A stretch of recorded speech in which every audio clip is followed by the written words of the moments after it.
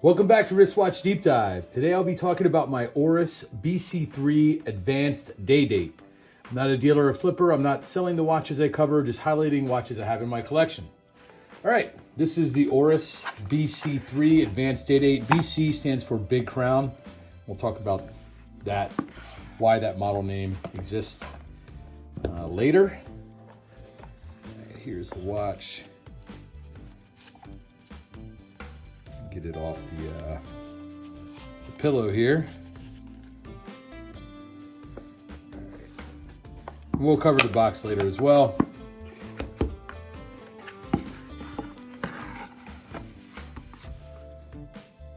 All right, here is my Oris BC3 Big Crown 3 Advanced Day Date. Reference number is 017357641. 4764 tag 0742205B. It's a very long reference number, and I'll put that up on the screen. It's a 42 millimeter stainless steel case. This is black stainless steel, 11.5 millimeters thick. Like I said, black stainless steel with a black mesh stainless steel strap and deployant clasp. This came with a black rubber band to it, but wasn't the biggest fan of it. I'll show it to you when I show you the box. So I replaced it with this aftermarket mesh strap. This is the only mesh strap I have, and I actually like it. It's comfortable, it's durable, that metal, and I think it really looks nice with this watch. All right, the movement is a Sellita SW200 automatic movement, 38-hour power reserve, scratch-resistant sapphire crystal, screw-down crown with quick-set date and hacking seconds, and the day-date complication is at the 6 o'clock area here. So yeah, I'll go ahead and unscrew the crown, pull it out once, and you can control the day go in one direction, and the date go in the other. And then if I pull it all the way out, you can notice the hacking seconds, it stops, and I can set the time. Push it in, turn it. So this is technically a pilot's watch. It was designed as a pilot's watch. It has full green lume. So what that means is the hands illuminate, but the entire dial in its entirety illuminates too, which is really cool. It's the only watch I have like it. It's very, very unique, but we'll talk about with that when we do get to the lume shot. Black dial with black Arabic numerals. Hands are white with green lume. So this is like one of those blacked out watches, all black on black on black with the black numbers, the black dial. It's very cool. It's different. I like this watch. I don't intend to get rid of it. I'm glad I got it. With that said, of all of my watches, in my opinion, the totally blacked out watch like this seems cooler until you own one. It just doesn't, like, I do notice that I don't reach for this in my watch case like I do the other watches. You know, it doesn't have that kind of pop that a lot of the watches have. You know, seeing this watch, I don't get a lot of compliments, for example. You almost have to know Oris to really appreciate it.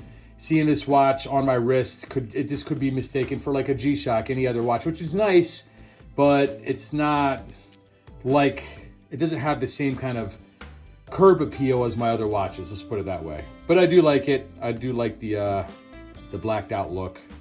I'm happy with the buy. This has a display case back, which allows you to see the movement. There, you can see it. And I acquired this watch from a flipper. Oris is a luxury Swiss watch company founded in 1904. The company was founded by Paul Catton and George Christian after closing another watch company called Loner & Company. And I'll put that, I'm certain I'm saying these names wrong, so I'll put them up on the screen. Oris was the name of a nearby brook in the town of Switzerland that they started the company. In 1927, the company co-founder George Christian died, and Jacques David Le Couture became president of the board of directors. Jacques David Le Couture was Antonin Le Couture's grandson and the man who merged with Edmund Jaeger to form JLC in 1937. In 1934, the Swiss government introduced a law known as the Watch Statute. This was intended to protect and regulate the Swiss watch industry. The law authorized a cartel made up of 2,241 designated member companies, 79% of which could have no more than 20 employees. At the time, Oris employed hundreds of people. This made it too large to join the official cartel of Swiss manufacturers. The law prevented the large watch companies from introducing new technologies without permission. For Oris, the statute proved to be an obstacle because until that point, Oris had been using pin lever escapement movements, which were less accurate than the lever escapements used by some of Oris's competitors.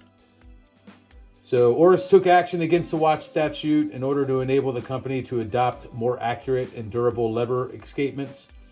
The watch statute was abolished in 1971, so it took quite some time for them to accomplish this.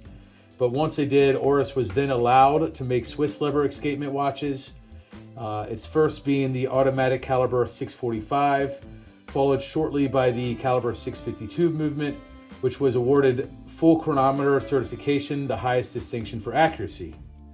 In 1938, Oris introduced the Big Crown model, also known as Oris BC.